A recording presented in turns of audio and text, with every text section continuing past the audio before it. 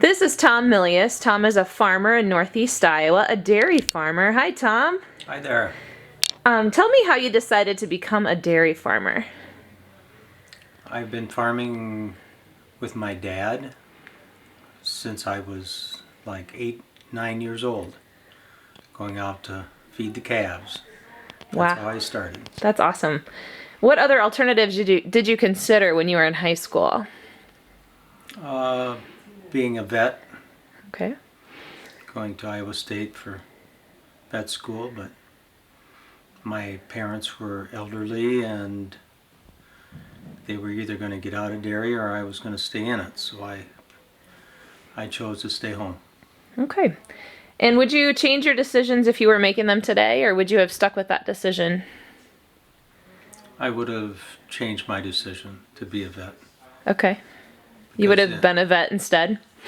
because what I loved most about being a dairy farmer was the technical parts of the dairy cow and actually doing surgeries and actually doing the things that made them well after they got sick. I see. What are some duties of your job? Like, what's a typical day look like for you? A typical day is early in the morning and getting up and feeding the cattle, getting them prepared for milking, and then getting the workers ready to go and milk cows.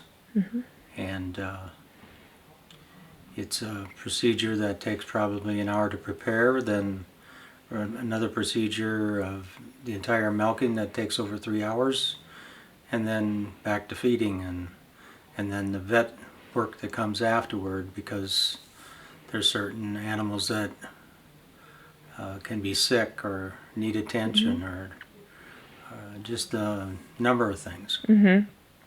What did you enjoy most about your job? The sick cattle, to be able to heal them and to be able to see the success from my efforts. And what are some things that frustrated you about being a dairy farmer?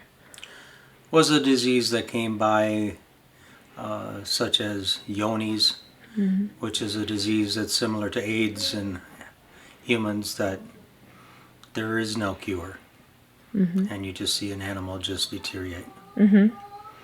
What kind of training and education do you need to be a successful dairy farmer?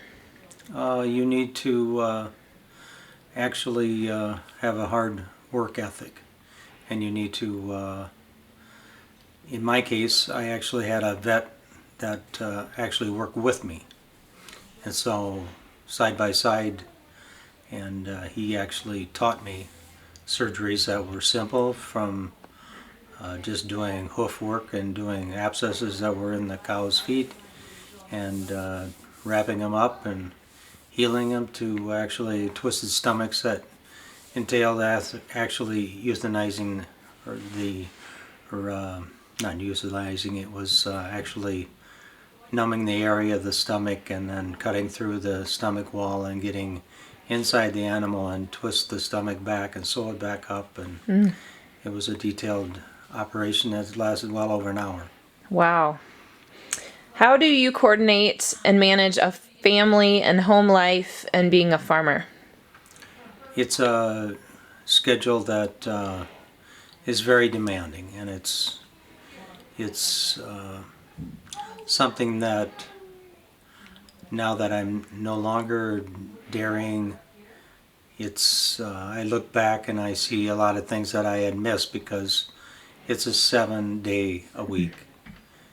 At the time we were doing it, it was 3 times a day, so time consuming, and the health of the animals, there's always something happening, that they're either giving birth or something happened, or so the demands of that was hard to actually juggle. And what is one piece of advice you would give to a young person who is thinking of becoming a dairy farmer?